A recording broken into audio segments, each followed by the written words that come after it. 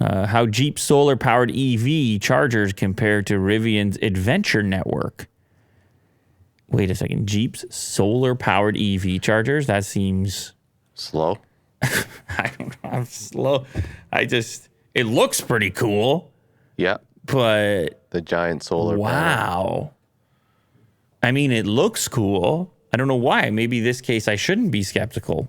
Owning a Jeep comes with the perk of being able to drive on both sides, on both on and off road, sure. But I mean, you could do that with a Rivian too.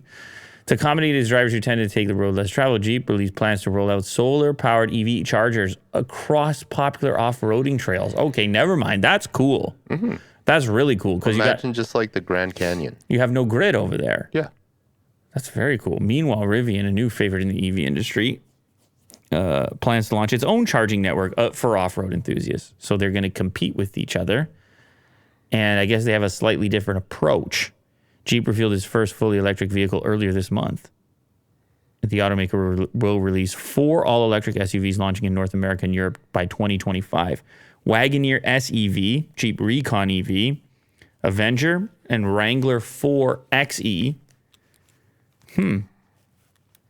So this is what their charger looks like. Drive on sunshine. It's a big beast of a thing with a cool blue LED.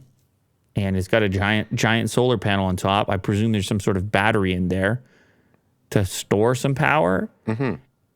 Listen, it's for the road less traveled. So I don't know how busy these things are supposed to get or how many vehicles they can really handle.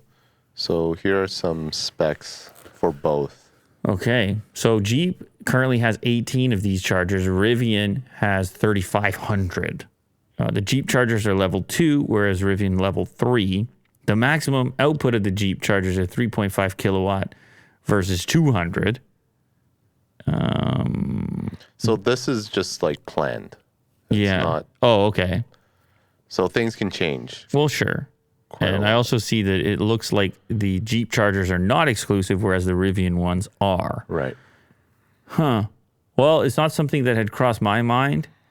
It is cool to think about. I would assume it would be difficult to get level 3, 200 kilowatt plus charging off. Yeah, right. Off road. I don't know how they're going to achieve that. Like, what if the Rivian's in front of you? It just like takes the whole charge.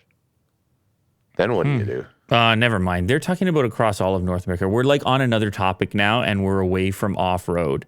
See, it says Rivian plans to install 3,500 fast chargers level 3 across 600 sites in North America for its Adventure network. The EV startup will install chargers across off-road trails, parks, and other popular routes. Mm-hmm. I don't know.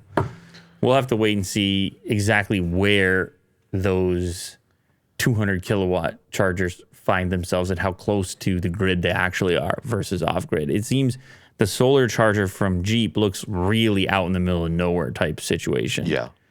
So they might have a slightly different implementation. And I guess they would be standalone, right? They're not going to... I don't know. I guess they could put a few of them together, a bank of them. Maybe. I mean, you could. You could. But there's probably like some maintenance involved here. And the trouble is you're so far off. You need a Jeep to go maintain these things. So you're sending a crew out there on a regular basis, check the panels, what's going on. And if you're far away from highways and things like this is quite the task.